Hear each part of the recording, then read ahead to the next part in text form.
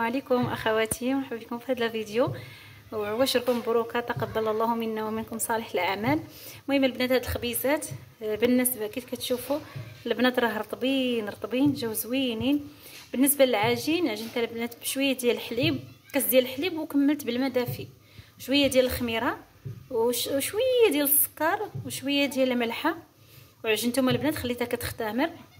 درت الدقيق الفرص، خليتها تختمر. من بعد مددتهم، درتهم خبيزات ومددتهم هكايا صافي. عمرتهم بالحشوه وسديتهم هكا من الجوانب، درتهم على شكل خبيزات ودخلتهم نيشان الفران. ودهنتهم البنات بالزيت والتحميره، ورشيت عليهم شويه ديال الجنجلان وشويه ديال حبه حلاوه. بالنسبه للحشوه البنات، درت لادان تقطعتهم مع شويه البصله وشويه الزيت والملحه، شحرتهم في مقيله.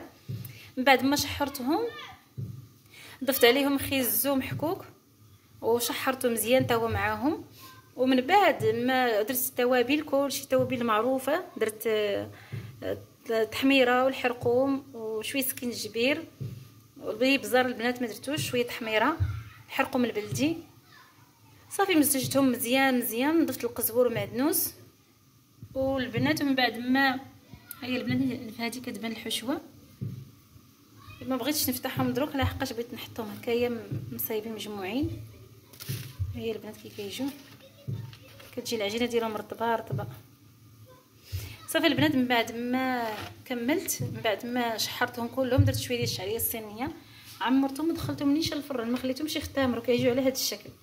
نتمنى ان شاء الله الفيديو نال الاستحسان ديالكم ويعجبكم. السلام عليكم ورحمه الله تعالى وبركاته.